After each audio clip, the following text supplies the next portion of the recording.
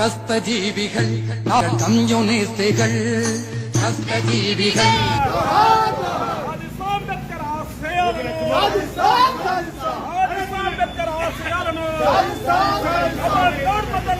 అమిత్ షా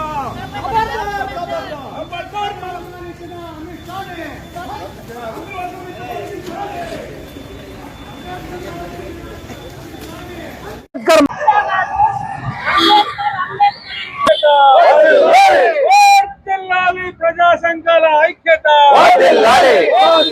అంబేద్కర్ ఆశయాలని అనువాదం వద్దు అనువాదం వద్దు అమిత్ షా రాజీనామా చేయాలి అమిత్ షా అమిత్ షాని ప్రజా సంఘాల ఐక్యత ప్రజా సంఘాల ఐక్యత అంబేద్కర్ ఆశయాలని అనువాదం వద్దు అనువాదం వద్దు అమిత్ షా రాజీనామా చేయాలి అమిత్ షా వెంటనే తొలగించాలని చెప్పేసి భారత రాజ్యాంగం ఏర్పాటు చేయడం జరిగింది. ఆ భారత రాజ్యాంగాన్ని ఈరోజు నిర్మించిన బిఆర్ అంబేద్కర్ గారిని అవమానపరిచే విధంగా అమిత్ షా గారు ప్రజలందరికీ కూడా, ఎందుకంటే ఈరోజు ఆ పార్లమెంట్ లో కూర్చొని రాజ్యాంగంలో పొందుపరిచినటువంటి విధానాలతో మీరు ఎంపీలుగా అయ్యి మంత్రి పదవులు బట్టి ఆయన ఇచ్చినటువంటి భిక్షతో మీరు ఈరోజు పార్లమెంట్ లో ఈరోజు చర్చిస్తున్నటువంటి అలాంటి మహానుభావుడిని అదే పార్లమెంట్ లో అవమానం చేయడం అంటే ఇది ఎంత సిగ్గుచేట అని చెప్పేసి ఈ రోజు భారతదేశంలో ప్రజలందరూ కూడా తిరగబడుతున్నారు.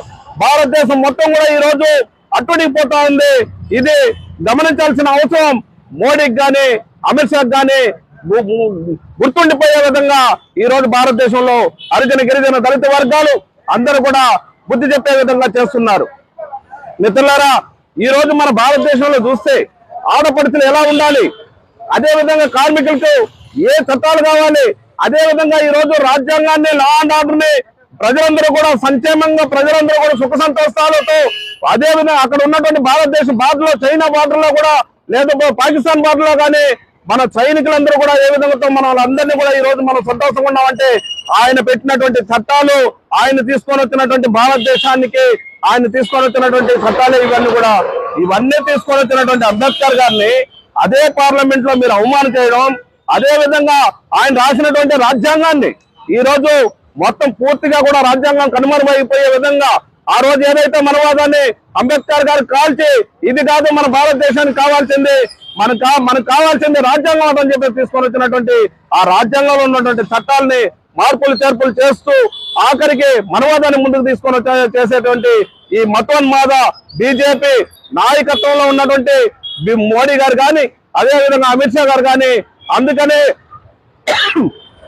ఈ అమిత్ షా గారిని ఈ మంత్రి పదవి నుండి తొలగించాలని చెప్పి మేమంతా డిమాండ్ చేస్తున్నాం. అన్ని సంఘాలు ఇచ్చేసి ఈరోజు నిరసన కార్యక్రమం తెలియజేయడంలో ప్రధాన ఉద్దేశం రాజ్యాంగమా, భారత రాజ్యాంగమా నీ జాడ ఎక్కడంటే మనువాదుల చేతుల్లో ఉన్నటువంటి పార్లమెంట్ లో ఉంటున్నానంటుంది. మనువాదాన్ని, మనువాద చట్టాన్ని, మనువాద రాజ్యాంగాన్ని అమలు చేస్తున్నారు అని దాదాపు 5 సంవత్సరాల నుంచి గగ్గోలు పెడుతున్నా కూడా ఎవరికి కూడా పట్టనటువంటి పరిస్థితి. ఈరోజు చెప్తున్నాం, ఖచ్చితంగా భారతదేశంలో మనువాద రాజ్యాంగాన్ని తీసుకురావడంలో భాగంగానే ఈ మాటలు. కుల వివక్షత బాగా విచ్చలవిడిగా ఉండి మతోన్మాదాన్ని విచ్చలవిడిగా చేసి వాళ్ళు అనుకున్నటువంటి 1 నేషన్ 1 దేశం 1 హిందువులు అనే మాటే చెప్తున్నారు. అయ్యా, ఇక్కడ ఉన్న వాళ్ళందరూ హిందువులమే, కానీ ఈ మాట చెప్పి ప్రజలను విడగొట్టి బ్రిటిష్ వాళ్ళు ఎట్లయితే విడగొట్టారో దానికి 10ంతలుగా ముక్కలుగా విడగొట్టి ఈ భారతదేశాన్ని పరిపాలించాలనుకుంటున్నారు. దళితుల్ని ఇంకా దళితులుగా అణగదొక్కాలనుకుంటున్నారు, బీసీల్ని ఇంకా బీసీలుగా ఇంకా అజ్ఞాన పరిస్థితిలో తీసుకుపోవాలనుకుంటున్నారు. కానీ పెద్దకు సంబంధించిన కులంలో ఉన్న వాళ్ళు కూడా పేదలుగానే ఉంటారే తప్ప ఎవరు కూడా బతికి బట్టబడే పరిస్థితి లేదు. ఒకరినొకరు కొట్టుకునే పరిస్థితి, ఆదిమ సమాజాన్ని తిరిగి తీసుకురావాల్సిన పరిస్థితి. ఈ రోజు అంబేద్కర్ ని అన్నారంటే అది ఒక ప్లాన్ ప్రకారమే అంటున్నారు. ఒక చర్చ పెడితే ఎట్లా కింద స్పందిస్తారా లేదా, వీళ్ళ స్పందన బట్టి ఇంకా డోసు పెంచాలా లేదా, అవసరమైతే ఆ డోసును తగ్గించుకోవాలా లేదా అనేసి ప్లాన్ ప్రకారమే చేసేటువంటి ఈ మతోన్మాదుల కుట్రలు అరికట్టాలంటే ప్రజలు కూడా స్పందించాలి. ప్రజా సంఘాలే కాదు, ప్రజల ఆలోచనలు కూడా